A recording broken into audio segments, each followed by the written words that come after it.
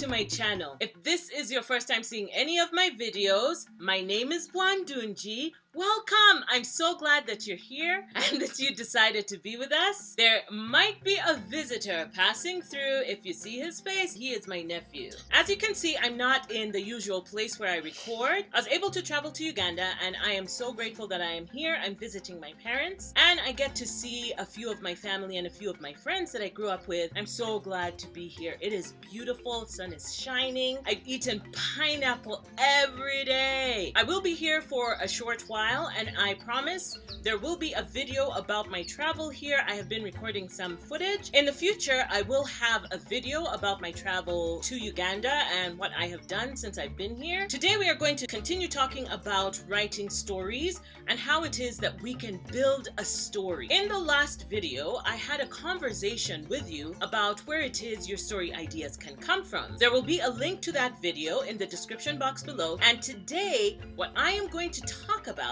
is how do you build a story? Now that you have your idea, how do you start? Where do you go? What do you do? The first and very important thing when you are building your story is that you need to have a good writing practice. We've also talked about this one before. There will be a link to that video in the description box below. And it is so important for you to set aside time from your day to write your story, to set it apart, just like a chore that you would do in the house, like maybe your laundry or watching your favorite TV show. It is important to set that time aside so you can write on your project, so you can write your story. There are many people who have shared what their writing practice is, and it provides a great place to start from. But more important than sort of seeing what other people are doing is to find out what works for you. Some people are better at writing early in the morning. That would not be me. Some people are great at writing in the middle of the night. That again is not me. 11 o'clock to 1 o'clock, that is me. Try and find something that is best for you, where you can sit down and have a couple of hours where you can concentrate on writing. The second thing is, if you think about some of the stories that have grabbed your own attention, stories that got you straight from the beginning and led you through a journey of the characters, you'll find that they do three things. They grab your attention, they shock you, or they delight you. In each of those three instances, they have a compelling emotional energy that keeps you invested in the story. And it's not about just the first sentence. It's about being able to build a scene, a setting in which the character from the get-go has something that they are dealing with. Do they have a problem with no obvious solution? Have they suddenly come into great inheritance when they were destitute before? Has something catastrophic happened to them? What is that thing that will bring compelling emotional energy to the beginning of your story in order to grab your audience? It may take some time to work out, and that's okay. Building a story is like building a house. Digging the foundation is some of the most difficult part of building a house because you have to dig into the rock and get into the earth and lay the foundation.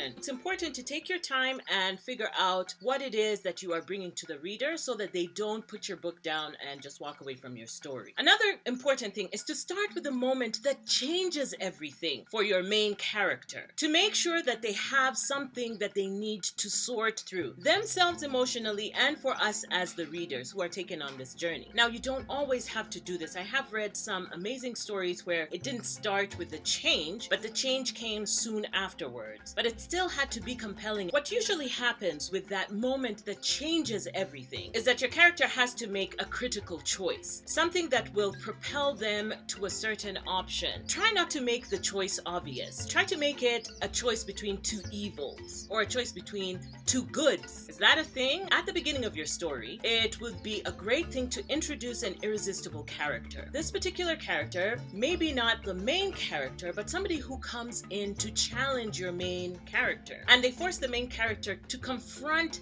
themselves, to help them in this journey. Because also what we want, and I keep repeating, you know, the characters on the journey and blah, blah, blah, but it's important. If the main character in your story does not have a journey on which to take the readers and is just meandering, characters learn something, they change their opinions about something, they reach a particular conclusion that helps either better their lives or make their lives worse. Whatever it is, the character is always on a journey, which is why I keep repeating this word. Another thing you can do at the beginning of your story is to set up an explosive action, something that will get the heart of your character pumping and therefore your reader's hearts pumping as well. So your main character is set in this explosive scene and it drives it right from the beginning. It's important, of course, to keep up that energy, but not extend it further than is necessary, because then we'll all get exhausted and put down the book. We cannot sustain such high emotions for such a long period of time. And finally, one of the most important things that you must figure out before you even start is, where are you going? What is the final destination? What are the final lessons that they are going to learn? Here comes that journey analogy again. I'll try not to belabor it, but when you start somewhere and you know exactly where you're going, then it's easier to map the scenes of your story so that you can guide your character. Okay, so that is all I had for you today. I am so glad that you were able to be here with me. I will be back with another video next Tuesday. If you have gained anything from this video, please let me know by leaving a comment in the comment section below. Don't forget to like this video. It is important for me to know the kind of things that you like to hear about. If you know anyone who you believe will gain value from this video,